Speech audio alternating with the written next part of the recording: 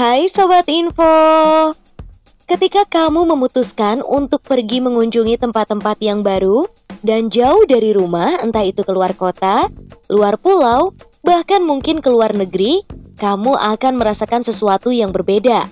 Perasaan itu mungkin bisa kagum, bingung, penasaran, kaget, dan juga lain-lain deh.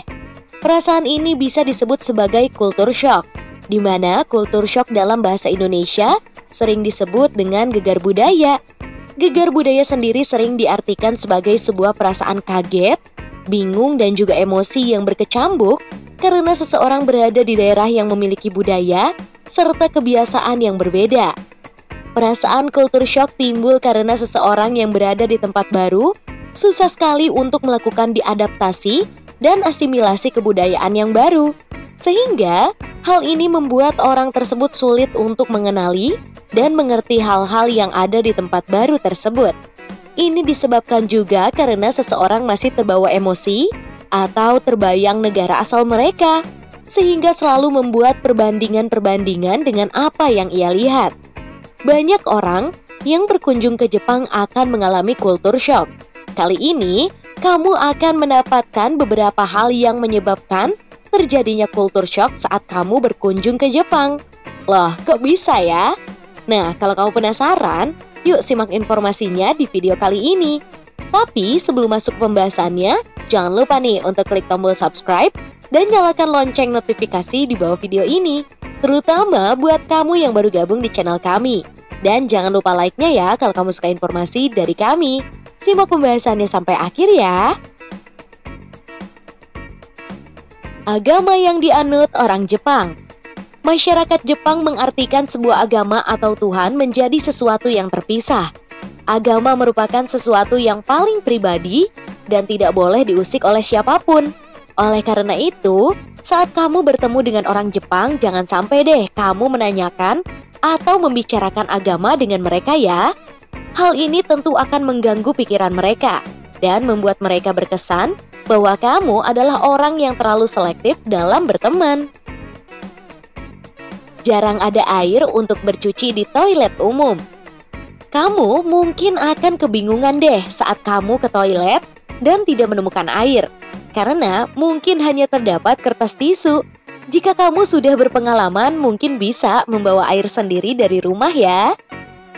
Orang Jepang sangat efisien dalam menggunakan waktunya. Kamu mungkin akan menemui masalah besar jika memiliki kedisiplinan yang buruk. Orang-orang Jepang ternyata terkenal sangat disiplin dalam hal apapun, terutama soal waktu. Jika orang Indonesia terkenal dengan kebiasaannya yang mengulur-ulur waktu, maka jangan harap kamu bisa melakukan hal yang sama di Jepang. Orang Jepang tidak suka menunggu dan membuang-buang waktu, karena bagi mereka waktu adalah uang. Lalu lintas yang tertib.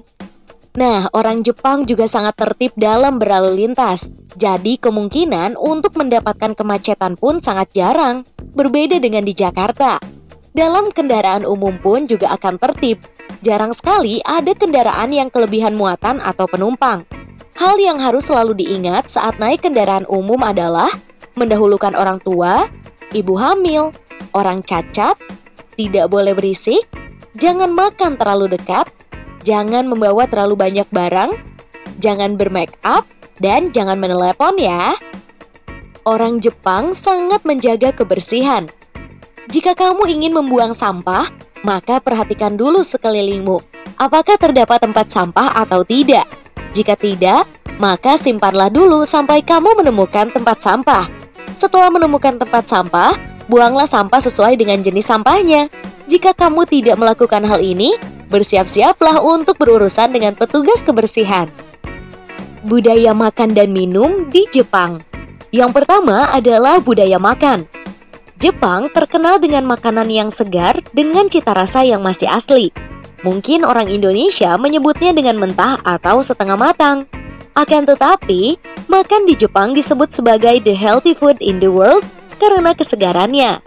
Dari semua masakan Jepang, yang paling sulit ditemukan adalah kehalalannya, karena kebanyakan komposisinya menggunakan bahan dari daging babi. Saat akan makan, sebaiknya kamu mengucapkan itadakimasu dan mengambil sumpit yang disediakan. Hal yang kurang sopan dan tidak boleh dilakukan saat makan adalah bersendawa, menancapkan sumpit di nasi, menjilat sumpit, meletakkan sumpit secara silang, mengaduk sup dengan sumpit, menerima makanan dari orang lain, menggali makanan, menggunakan sumpit untuk menunjuk orang, dan juga memotong makanan. Hal yang mungkin berbeda nih ya dengan budaya kita adalah mengeluarkan suara saat makan sup merupakan bentuk rasa senang dan menikmati makanan.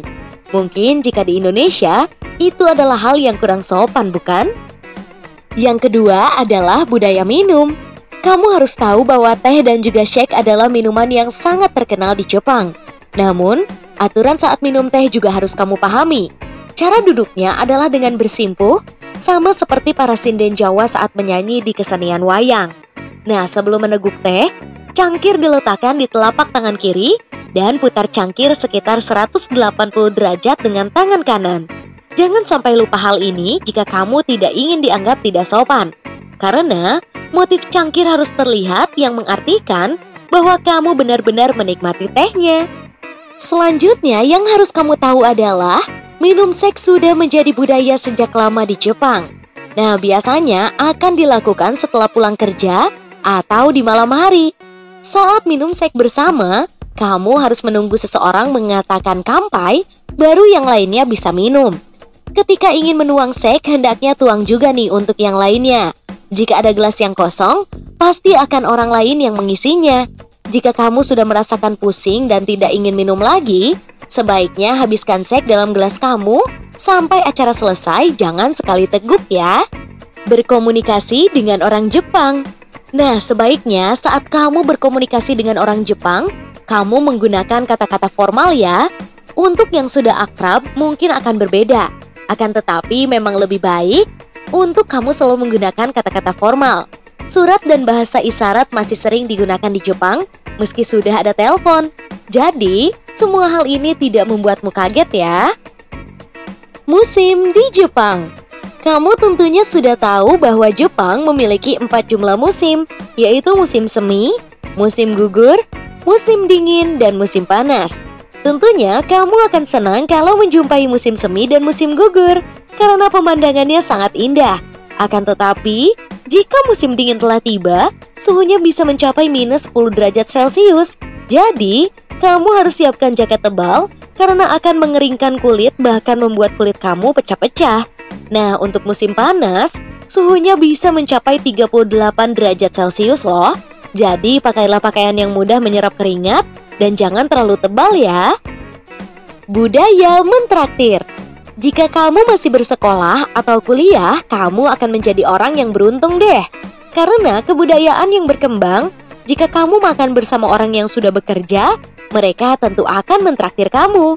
Orang yang sudah bekerja harus mentraktir yang masih bersekolah jika mereka sedang makan bersama. Nah, jadi itu guys beberapa hal yang membuat negara Jepang benar-benar beda dari negara lainnya. Gimana nih menurut kamu? Kalau kamu punya pendapat, yuk tulis di kolom komentar. Terima kasih telah menyaksikan informasi dari kami, semoga bermanfaat ya. Jangan lupa juga nih untuk share ke teman dan keluarga kamu, agar bersama kita menambah wawasan dengan berbagi informasi bermanfaat. Sampai jumpa lagi di video selanjutnya. Bye!